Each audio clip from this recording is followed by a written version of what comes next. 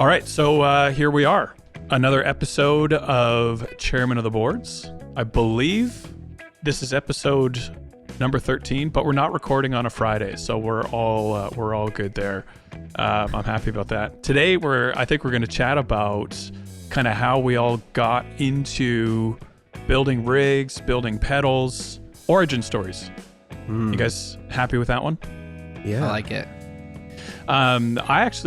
I always love if I'm into a podcast or if I'm into a series or something, I love hearing the story of how people I'm listening to, got into where they're at and how they got to where they are. By no means saying that we have arrived or our stories or anything, all that, over the top incredible. But I think I would love to hear your guys' stories. I know that, how you got to where you are today. And I'm excited to actually hear some of your guys' beginnings. And so I figured it'd be cool to just ask the first question if I was the interviewee. I know last episode we talked about a guy named Scott. Maybe today it could be a guy named Adam. And Hello, Adam. Yes, Adam's asking the questions today. So I'm just curious, when did you guys first get into, let's say, music? When did you understand that music would actually be a significant part of your life? I'll throw it to you first, Mason. When was this a realization for you?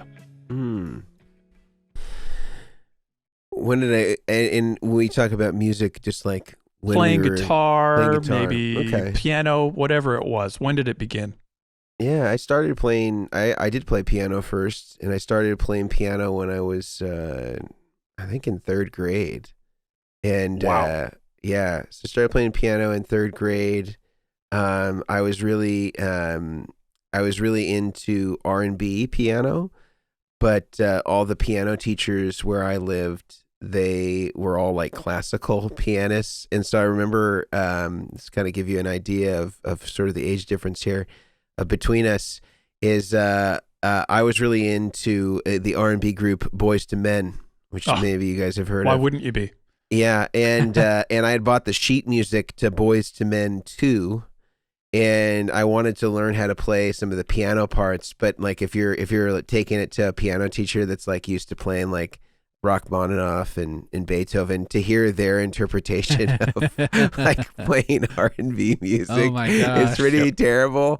So I guess like I learned how to play the right notes, but like not with the right feel. I started taking piano lessons, and I also would play in like the school band. I played saxophone in the school band from like third grade to maybe fifth grade, and then I started playing drums in sixth grade, and also started playing guitar maybe like a year later than that, maybe in seventh grade.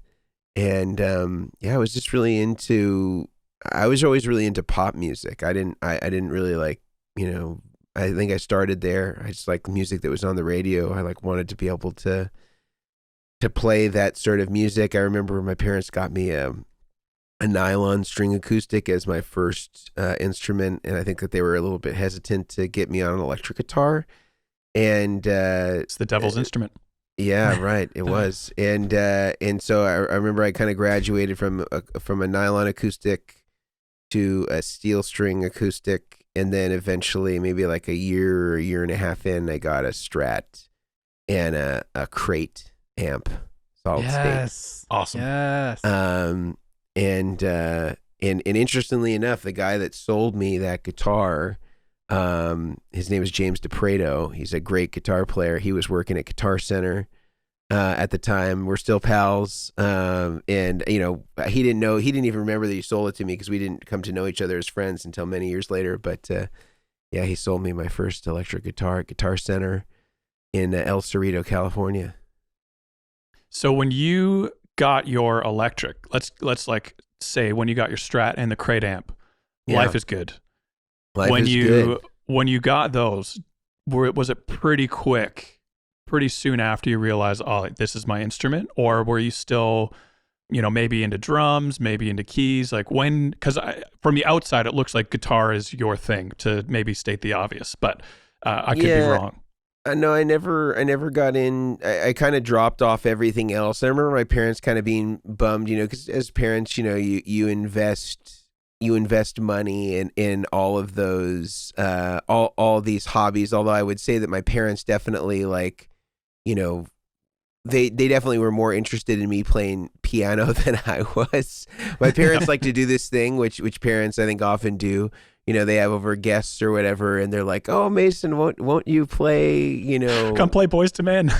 Yeah, no, it was always really esoteric stuff. Like as a kid, your musical tastes like are not great. I mean, not that Boys to Men isn't great because they are, but like the way that I learned it, or like I remember like the Mission Impossible 1 had come out. I think it was like 94 So good. or 95, and I learned how to play the Mission Impossible theme. And so it was just like kids stuff like that. I remember like I wanted to play that. I wanted to play like the Beverly Hills Cop, like little kind of like synthesizer intro, but on piano. Just like stuff you want to play when you're a kid. It's not like necessarily like great musicianship or anything like that. It's just kind of like it's interesting to you when you're a kid. Yeah. And the guitar was there was a lot less enthusiasm, let's say, from my folks, but I was really enthusiastic. I got into Stevie Ray Vaughan. I remember I bought my first Tube Screamer. Those were great rites of passage. Love it, man.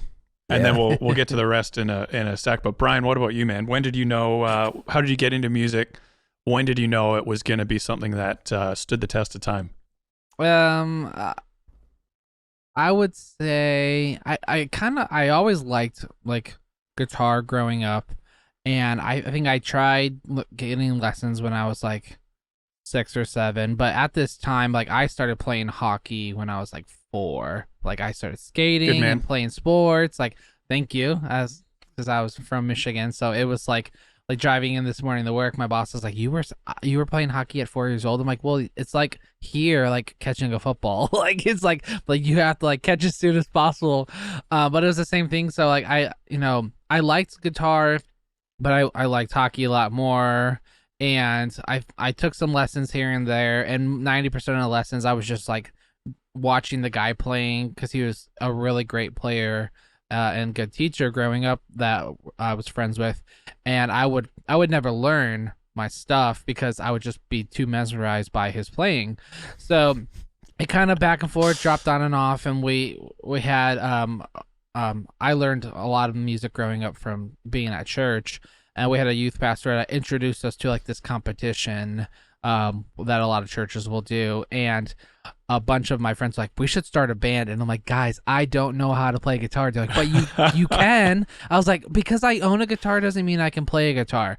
So like we like, if only our drummer like wrote a song in drop D, and it was like this whole like, okay, so like we were all like learning the song from him, but then I was physically learning how to play the guitar, and I was like playing like all these bar chords, and it was just like I'm a guitarist. So we gelled on that one song for like a good couple years, and like all that basement playing. So I would say it was like 8 or so. I started with like one of those like first stack guitars. Like I think it had a speaker inside the guitar. I'm pretty sure it had a speaker in the guitar. Man. Dude, like it was red, it had a speaker, and I do remember before I could play, this is before even the band, I like wanted to play at church, and they let me like play in the kids ministry, but I couldn't play. So like whenever like we would sound check, I would like strum the strings and they would hear me play. But then when the song would play, I would roll back my volume and like act like I was playing. I don't remember how old I was. Probably like 18 or 19. Probably super young or something. But I did like that for a while and realized how much I enjoyed it. So then I kind of kept moving on and got like a Squire, and then an Epiphone Les Paul, and then a Gibson, and it's down the rabbit hole from there. So, yeah, love it. How about you, Grant? Yeah, my dad always played acoustic growing up. He was a songwriter. He was in some bands when he was younger, and so I looked up to him. Still look up to him, and I think I started playing when I was 11. So compared to you guys, a late bloomer. And my first guitar was a Samick Strat. one of those amp and guitar combo packs that you get with a little like 8-inch speaker and a little solid state amp. As God intended. You guys know it. Yep. And that's a first guitar. And went into lessons, enjoyed it for the most part. And then when I got to high school, I played sax as well, tenor sax, as a grade 7 or 8er, I think. And then guitar came right around the same time. And then I got to school, and there was a jock in school. Not a big fan of jocks because of this story. And this jock, he liked where my locker was. And so when I was away, moved my stuff out of the locker and took the locker as his own so he could be beside his buddy. Fast forward probably 2 weeks later, this jock turns out to be a musician who also was the front man in a band. I'll use the word band lightly. And he found out I played guitar. And he's like, oh, so sorry about the locker. Do you want to come audition for our band? And we ended up becoming awesome friends. The band stayed, like we were great friends all through high school and after. We were never, I will highly stress this, never any good. But we made up for it by our sheer enjoyment of just hanging out and playing music together. And so that was that. And then the band kind of broke up when I moved over to a buddy of mine, the bass player in the band, wanted to move to Australia. I ended up going with them because it sounded like a great time. And then the band was kind of history from there. Hard to run a band from North America and Australia at the same time. Right. Without any budget. So yeah, I kind of got into it because of my dad, and then stayed because of these friends in high school, and just really, I guess I really fell in love with, and was also terrified at the same time of performing live. And that was kind of the exciting thing that really of kept me with it for a little while. But I guess moving on to my next question, I'll start it off. It was a confronting is the best word, realization when I started getting into junction boxes and cables. And like the first thing I still remember was looking up how a 3PDT foot switch worked. And I still remember, for those of you guys that don't know, that's basically the standard foot switch in any overdrive. Like this Benson Boost behind me might have one in it. I actually don't know, but that's what they look like, the foot switch right there. Mechanical. They just have that click. You hit them and they have that click, and that's it. That's the sound. I remember Googling how this switch worked. I was like, how do I know which wire goes where? And I was trying to find an orientation marker on Google, which you will know if you know anything about the switch. There isn't one. Brian has one on screen if you're watching on YouTube. And I spent so long researching this, all to find out like I was overcomplicating things. But once I wired up my first true bypass loop, I had this confronting realization that I enjoyed figuring out signal routing and switches, and then onto buffers and onto pedals and all that stuff. I enjoyed that more than I enjoyed playing guitar. And I was a denier. I would not let myself believe that. Like, I have to like guitar more. I'm a guitar player. Like, it's what I love to do. And there was this thing that happened. I was like, I enjoy the mechanics of guitar more than I enjoy playing the instrument.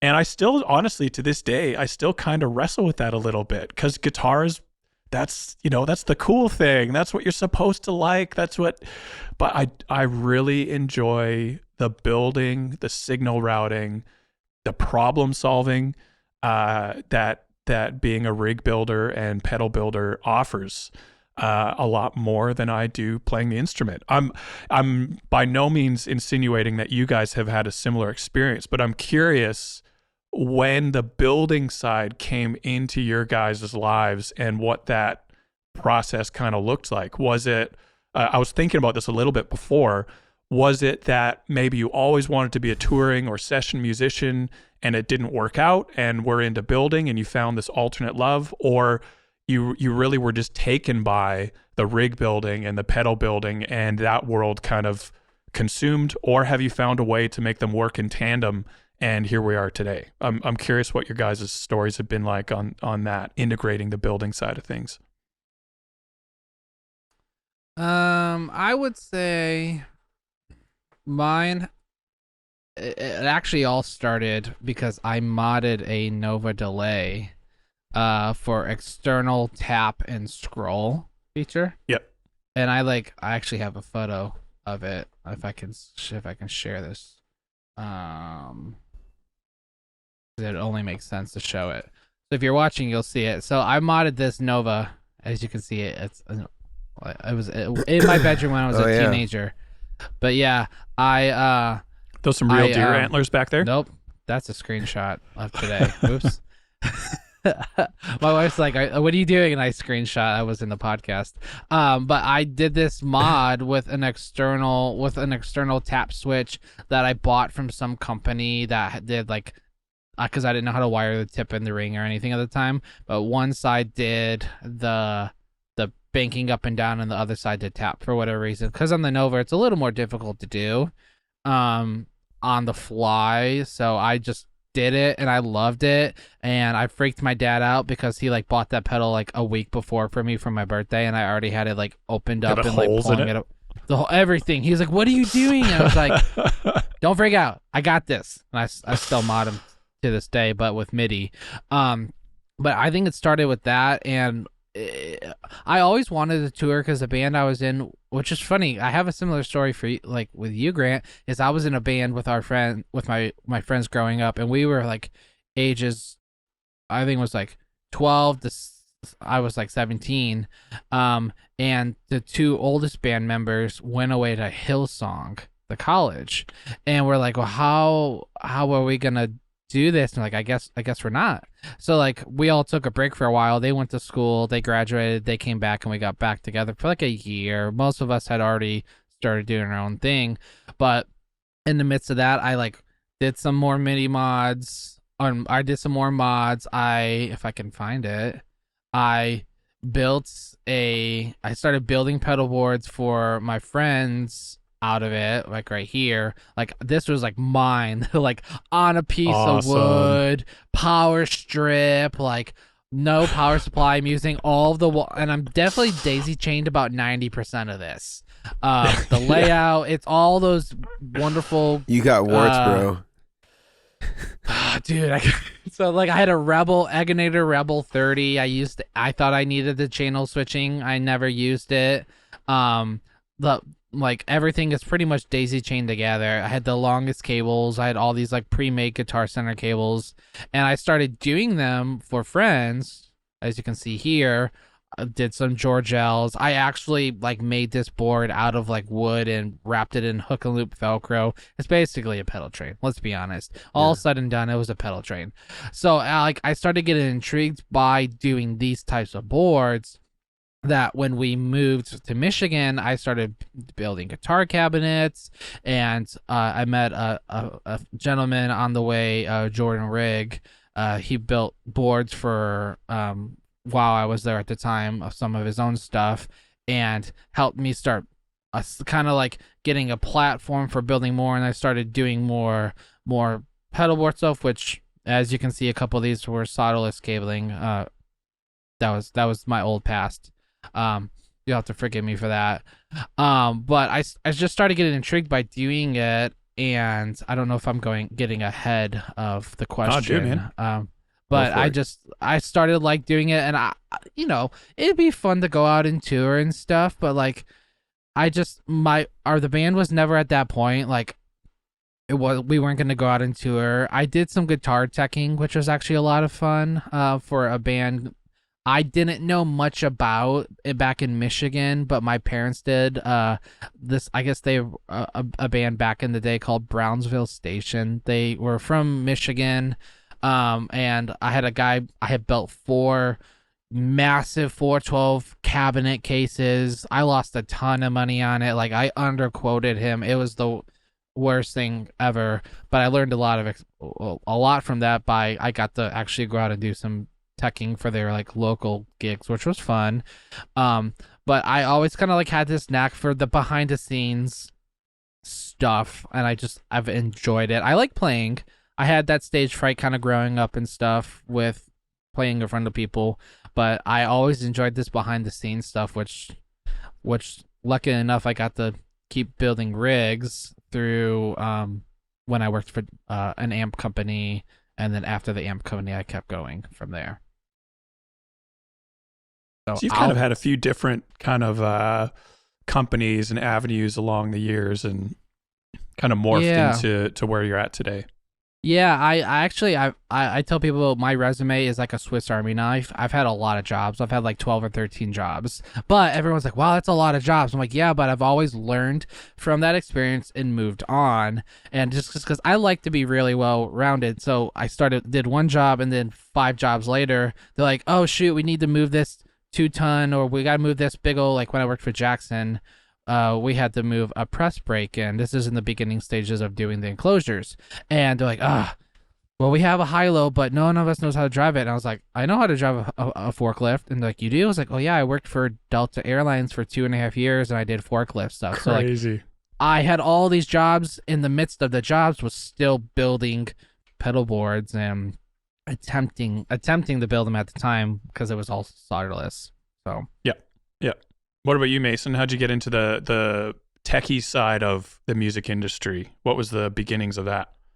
Yeah, when I was in high school, it was kind of during the start of like the modding craze to sort of take more common pedestrian effects like tube screamers or blues drivers or things like that and convert them into kind of boutique pedals for those who couldn't afford the boutique pedals of the time, let's say like a full tone or something of that nature, or maybe even toward the end of me being in high school, like exotic effects.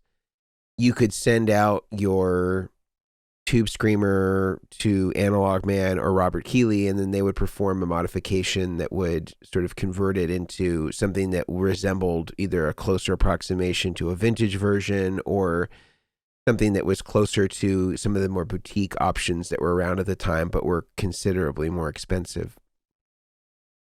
And so I remember being into the idea. I as a teenager, I couldn't afford the Analog Man or the Robert Keeley versions, and I remember initially, like, buying like a kit. It wasn't Monty Allen's, although he also offered kind of like DIY kits, but it was something similar to that, where you could sort of convert a TS9 to the 808 specs, and so you change the chip to, JRC, 455.8, and some little changes to the effect. And I remember I had done that myself.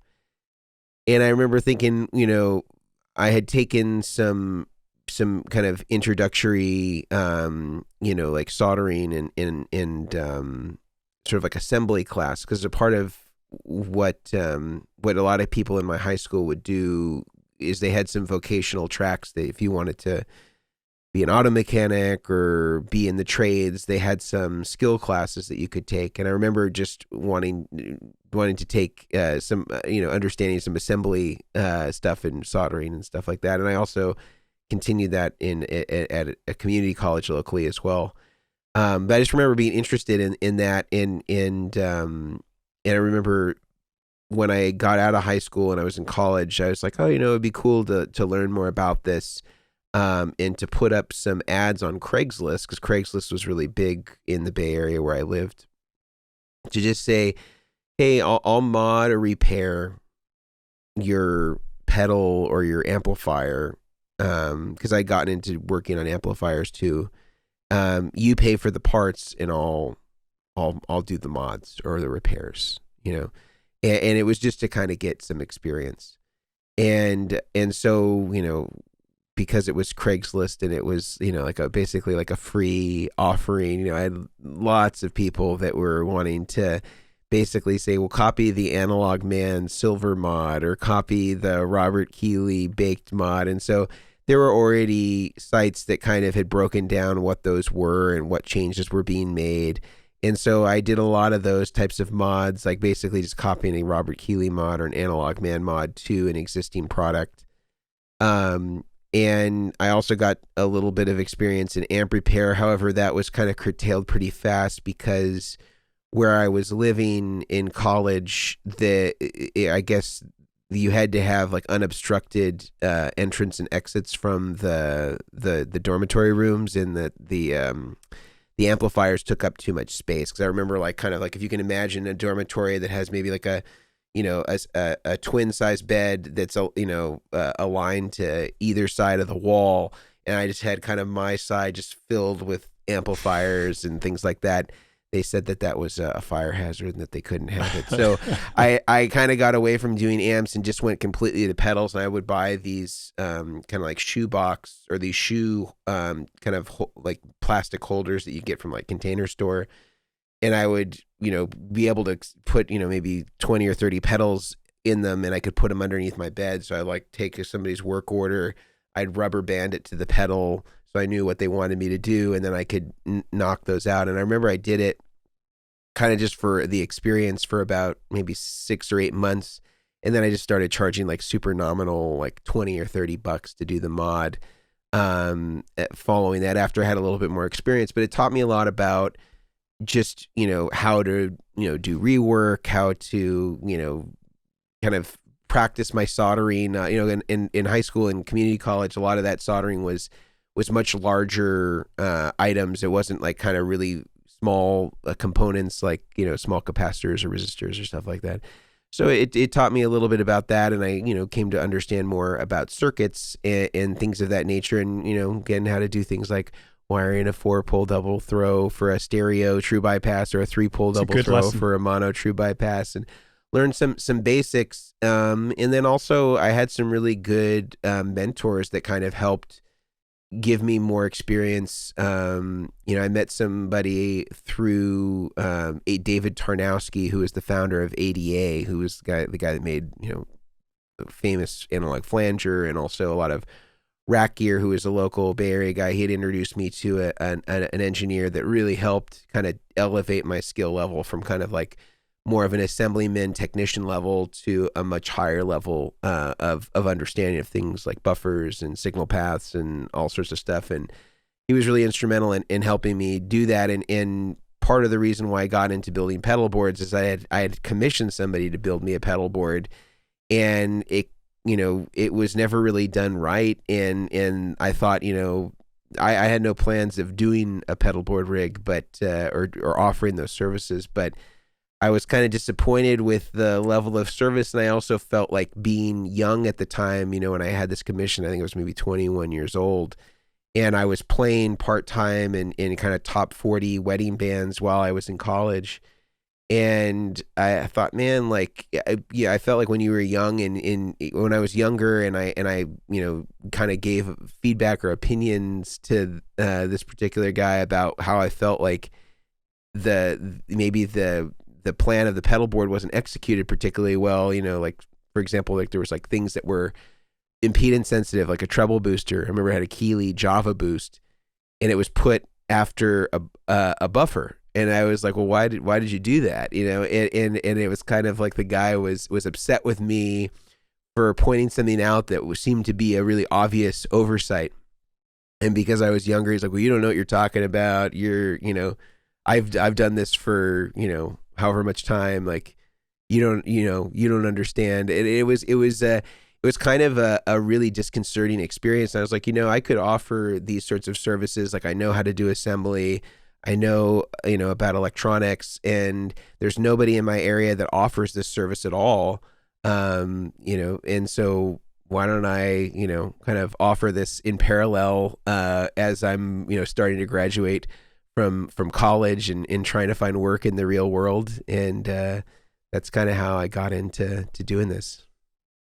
And did you ever have, again, in air quotes, a real job after college, or did you go straight into being self-employed? And no, I in parallel. So when I graduated from college, it was kind of during the really gnarly economic downturn, at least in the United States in the late 2000s. And so when I graduated from college, before I graduated, I had joined this program that takes recent college grads from Ivy League schools and maybe like, at the time kind of like higher tier universities throughout the country, and would place and it would get them an emergency teaching credential and place them in high needs cities. So that's how I ended up at Oakland. And actually, I have a screenshot here that you can see. Here's me right out of college, also doing pedalboards concurrently, and here I am as a teacher with look at you. with my class of first graders.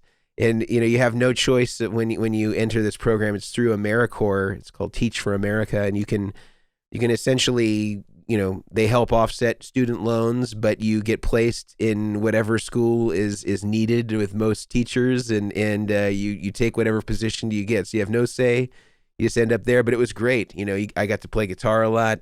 We got to do a lot of music, and I did that concurrently for a few years while I was kind of building up my business, because you have to commit to doing a certain amount of years as a teacher as a contingency of that program, so I can fulfilled the few years of service, and then by that time also doing pedal boards, modifications to pedals, repairs, and stuff like that at the same time.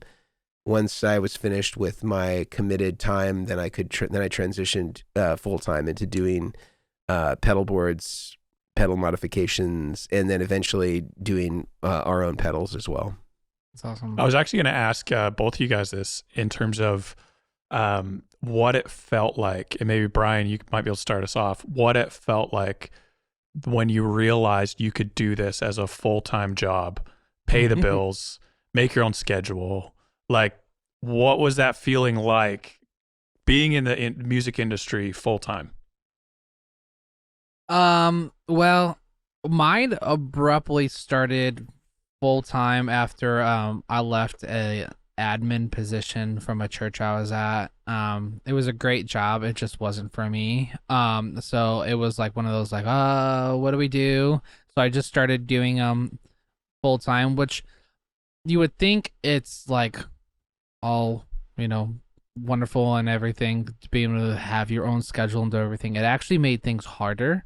It was more difficult because I was constantly working. We were in this really tiny apartment, and we had an extra room, and we had a 1 year, actually it was a couple years old, and we had one on the way, our son. So like I was always like, whenever I had like time at home that was free, I would be trying to build something, and my wife's like, you have to, gotta set some time, set some work hours. And it was like the mentality of, well, someone messages me, I have to be able to respond, or if this client reaches out, I have to be able to respond. She's like, yeah, but not at 11 o'clock at night. So it was a big learning experience. Being at the sanctuary, I have a set days and time that I'm here, which is nice. And it's work and home are two different things. But regardless, that time, it was cool to understand how I could prioritize stuff. It was harder because I was in an apartment and people had my personal cell phone number. This is like that kind of stuff that sucked. I have then since changed my number, so that helped. It was like I didn't even think about like a Google Voice or anything like that. I should have done something like that, but it was like getting like a text from someone at 11:30 at night because they didn't plug in their cable or something, so they're like freaking out and they're like, dude, this and this and this and this. And it was basically like fully on me. Like if something was wrong, like I would have to eat the cost of shipping to get it back or something, because we all know that shipping sucks and shipping messes up stuff. And I tell people time and time again, like if something is come dislodged, just like I pack it really tight, but there was just all these like variables. So yeah. it was for me a big learning experience. I did like my own schedule because it was like, oh, we're gonna go on a trip. I didn't have to get approval for the time off. Yeah. But there's always pros and cons to everything. So funny how that works though, because a lot of times people will contact you. I mean, I this doesn't happen to me much anymore because I don't build rigs. I haven't really built them in any meaningful numbers for 5 or 6 years. But it's funny that once a pedal ends up on a pedal board, you now absorb the responsibility of every pedal that's on the board, because very rarely is it like, I mean, sometimes it's a cable connection or something just goes wrong, and sometimes there's nothing you can do about it. You know, it's just like you built everything right, and sometimes the cable fails, and it doesn't have anything to do with how you soldered it. It's cable just fails. The plug maybe wasn't, you know, crimped right at the, you know, factory, whatever it is. Yeah. But that's usually not what it is. It's usually like a pedal foot switch is having a failure, or a pedal is acting up, or something like that. But somehow, because you've put your hands on it, everything is now is under your role of responsibility. And I think it's interesting, you know, and it's not blaming the customer. It's just, I think it's difficult for people to separate that just because you put the pedal on the pedal board has nothing to do with you if the pedal is acting irregular. Yeah. I actually, like, with the PBC6, I did a build for a guy, and he got the board. It was great. Everything works great. And he's like, I want to switch it out with this type of pedal. I was like, okay, yeah, go ahead. I mean, that's why there's slack under, and that's what everyone always comments. They're like, oh, these boards are so impossible to want to do that because there's no slack. The tidbit is with dual lock, I tuck like extra excess cabling underneath so you can easily swap stuff out. He didn't know that, thought he was going to have to like completely pull it apart and everything. So I was like, no, it's actually really simple. It's extra slack. So he switches out the pedal. Pedal ends up making his whole rig like ring really bad. It was like something, it was like, oh, anytime I have the timeline on and this pedal, I get this really bad ringing noise. And he's like, what did you do? I spent all this money. And I was like, and I like go down my checklist of options. And I'm like, well, what is the pedal? It's a Klon. Okay, well, do you have a timeline? Yeah. Well, did you try the grit knob setting on the timeline? Oh no, change that, like adjust that back, the ringing goes away. So there, I agree with you that there's that, like that, like things will, you know, could happen, but it's all dependent on if these pedals like each other. This is very true, Grant. You haven't gotten a chance to weigh in on this, so I like to hear. I'm enjoying listening to you guys chat about, you know, how you've gotten to where you are. I feel like I'm a listener. I'm Adam. That's what it was. Yeah. Beginning of the episode. Adam. Yeah. No, I mean, I absolutely love it. I think there are some days that are way too stressful, but they are few. And for the most part, I always tell people I feel so fortunate that I look forward to Monday. So I work Monday to Friday, and I love Mondays. Like, I love coming in and getting to do what I do. For the most part, I'm doing a lot more admin type stuff and thinking about the future and planning and all that these days. But even like with some of the stuff, Brian, that you were saying about getting text at like 11 at night, every once in a while, I feel like we're super blessed in the sense that we have unbelievable customers that are very understanding, gracious when we fall short of where we want to be as a company. But every once in a while, that is not the case. And there are customers that if I haven't responded to their email in 12 hours, they get very frustrated and don't understand. It's like, it's not just me, but we're a small company across multiple time zones, and we just can't hold everyone's hand for, you know, the minutes of every day that pass. And there have been, I've learned how to get better at this over the years. Still not perfect, but I'll crumble a little bit and I'll check my email at 10 o'clock at night. And sure enough, that is when there's a customer that has an issue, and I lose sleep over it. And that is the downside of running your own thing, is if I was working for another company doing what I'm doing, I'd be like, oh, that's ultimately, you know, I'll deal with it and I'll make sure they're happy, but it doesn't fall on my shoulders at the end of the day. But it does when it's Goodwood Audio. That's my company. Yeah. And so there are absolute downsides to having your own thing. But I've learned that 9 times out of 10, and that's not an exaggeration, it's something simple that had nothing to do with what we did. It's the grit knob on the timeline. It's, you know, the customer did this swap without telling me, and it had a, you know, a negative consequence. And oftentimes it takes a long time to figure out what happened, but I've learned, like, okay, don't stress out about it because it's probably a simple fix. And ultimately we always figure it out.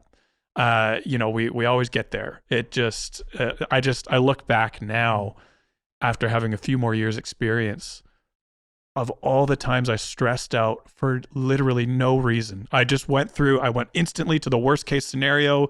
They're going to slam us on the gear page. They're going to talk bad about us here. They're going to want a full refund. Insurance company's not going to cover the damage. Like, I go right to the worst possible scenario. And I think maybe that's happened once where a bad scenario has happened. But even then, I mean, I tell the guys on team, like, if someone calls in or emails in with a bad experience, our goal is to make them a lifelong fan by the way we treat them and handle the situation. Yeah. And I would say maybe 1% of guys leave with, like, I will never work with Goodwood Audio again if they've had a bad experience. Most of the people we can turn around and, without stressing out about it, without going down that road, we can actually, treat them like we would want to be treated. And I know you guys have probably had this as well, dealing with other big companies in the industry. You go to them with a problem and it's like, yeah, sorry, too bad. That sucks, but we're not going to help you.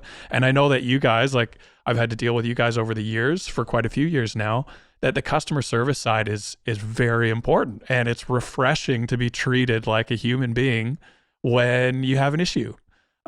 So yeah, I've learned to not stress, I think, for the most part, and that's been really good. And now, where Goodwood Audio is at today is a very small business, but being able to do it full time, it's a dream job. And I feel so lucky to get to do what I do. And I started it as a hobby. I was doing like the Saturday only thing for quite a few years while I worked my full-time job. And now to be able to look back and see that, and be able to do this Monday to Friday and not have to, talk to anyone if I want to do a holiday or take a day off or whatever. It's pretty cool. And being able to manipulate my schedule in a way that benefits my family is, and the guys on team is really great as well. Yeah. So I love it. I absolutely love it. And I do still play guitar a little bit, but I can confidently say I've gotten much worse at guitar than better over the years. I've gotten better at doing the stuff for Goodwood. I'm a horrible guitar player now, but I still love, plucking strings every once in a while and enjoying that. So yeah, it's cool. I would say, unless you guys have anything else to add, I was curious, for some of the guys listening again, the other thing I really appreciate about you guys is that you guys aren't precious about competition. You have a view of the music industry where there's room for everybody. There's enough musicians around for us all to be able to, offer a service or a product without being precious about, like, don't talk to me about that. I don't want to give away any of my secrets or anything. Quite the opposite. And so I'm curious for those listening, and maybe at the same time, let's say to yourself 10 years ago, if you were to give some advice for those people starting out, what would it be? What would you tell someone that's at the beginning of this journey? They just realize, like, man, the modding or the tech side of the music industry is actually really exciting and interesting. What would you tell that person getting into it? I would say I'm gonna think of what I would do. Don't be afraid to fail the first time you try to do something. Let's just be honest, because I am a perfectionist and everything. I'm very competitive. I played sports. Like, I play freaking Scrabble and I'm still competitive. Competitive, full contact Scrabble? Anything. Or like we do these like monthly game nights with some of our friends, and like I'm like obviously losing really bad and I'm like stressing out and whatnot, and I like I'm just competitive. So but I would say don't be afraid to fail the first couple times. You're gonna make bad cables, starting out. Don't make one cable and it be perfect and decide you're gonna just make 100 of them and sell. I'm like, take your time in learning, watch videos, do research, drop a board on the ground, like do different things like that. You kind of have to trial and error to find things out. The worst thing ever happened to me was someone told me I did something wrong and I lost a client over it because another company told me I did something wrong, and I said, I'm not mad that I lost a client. Totally on me. What did I do wrong? And they're like, your competition, I'm not going to tell you. And I was like, okay. Small That was view. shocked. I was just like, I'm not stealing your client. He was a client of mine, but he was closer to you. What happened? And they would not tell me. And I was from just like, this is from another rig builder. yeah, I'm not gonna say who it was, but It wasn't me, someone, was it? No, it was none of you guys. Okay, thank you. It was not you guys. I would say it was not. It was not the hammer test, Grant. I just rewatched that video and I showed it to my wife and she was dying. But yeah, so it was just like hearing that, and I was like, I will never be like that. I will never. That's why I like doing this. And I've had a couple people go, I'm really surprised you're doing this where you're giving away secrets. I'm like, I'm not really giving away secrets. We're just talking about best practices. Like, when it comes down to it, I can change the oil on my car, or I can pay someone else to go do it because I trust their experience. I can do it, but I don't want to. I don't have the time. It's the same thing with people with rigs. Anyone can do what we're doing. Some people just physically don't have the time to do it. So yeah, that was for me. It was like, accept that you're gonna fail sometimes. Learn from the mistakes. Get better. Don't text me at midnight. Yep. That's the checklist right there. That's the big one. I worked with one client where they texted me at midnight, and their name was very close to a girl name, and my wife's like, "Who is that?" And I was like, Adrian. It's a dude. It's a dude. Don't worry. Like, it's about a board build, and it was. I only give out my number for particular people, and it just was one of those things. But yeah, I would say just like accept the fact that you're gonna fail in the beginning. Nothing. We're just trying to guess. It's I can just see this like unfolding. Like, you guys are just about to fall asleep, and you get a text from Ariel's like, "Who's this chick talking to you about clans and tube screamers? Tell me, who is she?" That's why I was like, "No, it's a guy." But it was just like, yeah, like just accept the fact that you're gonna learn. No one's perfect in the beginning. If you are, then great, that's awesome. But like, you're gonna learn. You're gonna a lot of different things to do. Take the time, and if someone asks you a question, don't be afraid to share the insight. That's the cool thing about the music community is like people like have like I text Andy Timmons. He just had his Halo delay pedal release, and he plays one song on his record where it's called "Where Words Fail." It's one of my favorite songs from him, just the melody of it, and I'm obsessed with the song. So I'm like trying to listen to it, and I text him, "Hey, how can I learn this song?" And he sent me a whole breakdown of how to play the song, which was really cool because it's the same thing with rig builders. I did a consult with Creation Music Company yesterday on some PBC programming stuff, and it was just like, oh, well, what do we owe you? I'm like, nothing. Like, this is just like, you just have questions. I'm glad I could walk you through and talk to you guys. So like, be open to sharing the experience. I mean, Cool. You know, when it comes down to it, that's what I say. Yeah. So in the last couple of minutes, Mason, do you have any piece of advice that you'd give a younger you or someone starting out?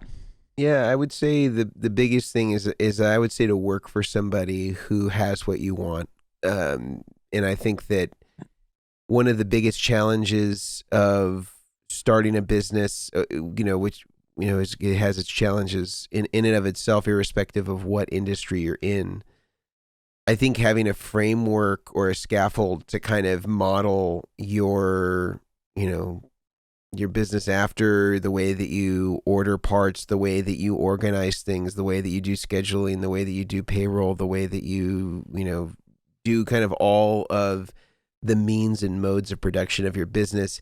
Having an example of it that's done well is a really, really valuable thing that in some ways I wish I had worked for somebody in this capacity before I did it, because there was a lot of mistakes that I made that I think could have been circumvented had I had a good example of how it's done effectively.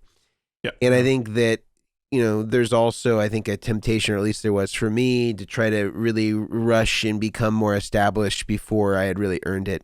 And that hurt me in the short term.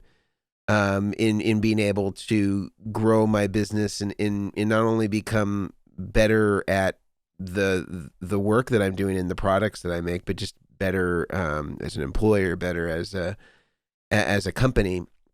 And I think that having had some good mentoring that, where you really sort of learn how to run a business that's in this particular field is really valuable. And I wouldn't shortchange that, because that's its own sort of graduate school in and of itself, is kind of learning all those skills and learning how to do it from somebody who's really kind of proven in our industry. And I see a lot of examples, especially on the pedal builder side, where there's a lot of people that, had been mentored by, Joel from Chase Bliss by way of Zachary Vex, or there's been many spinoffs from Robert Keeley, including, Old Blood Noise Endeavors, and a lot of the people that have worked for him have gone on to do other great stuff. I think that there, Terry Burton from Strymon. I think that there's in every guy in Strymon who worked at Line 6, or, these are all people that had worked for companies that were, became very well established in whatever their particular industry was. And they developed a lot of capacity in a lot of their employees, and those employees went on to seed their own companies and take the tools that they had learned from those particular industries. So I would say that's, if I were advising myself, knowing what I know now, I know that things turned out, and it was great. But I won't lie that there was components that were a struggle. Yeah. What about you, Grant? I would say really simply, I think you need to learn how to enjoy going slow, and you'll find that going slow is actually going really fast. I look back very similarly to what I can now see were huge mistakes that I made, getting frustrated with them, trying to fast forward past the mistake. But I look back at my most valuable lessons, and it was not from the things that went right. The most valuable lessons are always from the things that go terribly wrong, and they accelerate change in a way that you just can't buy. So when things are going wrong, which they will if you're starting out in any area you don't know, just stop for a sec and think, all right, what can I learn? How am I going to change? And then move forward from it until it happens again. And you will accelerate your learning so much quicker if you take the time to recognize the lessons when things are falling apart around you, whether it's learning to make cables or pedals or whatever it is. I would just say, don't feel like you need to rush it. Because if you do that for 5-10 years, you will very quickly become very good at what you do. And so I feel like I'm not saying I'm excellent at what I do, but I'm learning to enjoy as much as I can when things are going wrong. And the biggest lessons are definitely there. So I know let's finish this thing up. I definitely have to say thank you guys for sharing your stories. I didn't know most of what I heard today, so it was really cool to hear that, and hopefully some of the listeners agree. And it's always cool to hear the origin stories. And if you are listening on podcasts, feel free to head over to YouTube at Vertex, the Vertex Effects channel, and you can leave comments there if you have any similar stories or questions, or what Brian's recipe is for, was it this episode we were talking about the rice and the cauliflower? I'm not sure. That was the last episode. Okay, well, still, if you need the recipe, Brian can post that. Our contact info as well is all over YouTube, and I believe the podcast as well. Hey, Mason. Yeah, podcast description has all of our individual contact info. And one last thing I thought, because I was pulling up some pictures here of early rigs and stuff like that, I did find the most incriminating photo of myself here that I wanted to share just to finish things off. Okay, so here it is. So notice here, yes, George L. cables are present on this pedal board. This is the one and only time you'll have seen me with solderless cables. I think this was in about 2005. Just based on kind of what I see on the pedal board. I remember the RC booster had recently come out, and so that was on my pedal board. But, and I think I can tell from looking at the photo as well that you actually aren't getting signal to the amp. So that's probably when you changed over to soldered cables. So you can use this against me as ammunition in the future that I did at one point use solderless cables, and there's the proof. Yep. Love it. Well, what better way to finish off the podcast than solderless cables and moving forward from there? It's all uphill from there. Yeah. So thank you guys so much. And unless there's anything else to say, let's sign off, and we'll see you guys next week. Thanks, guys. See you next week. See ya. Bye.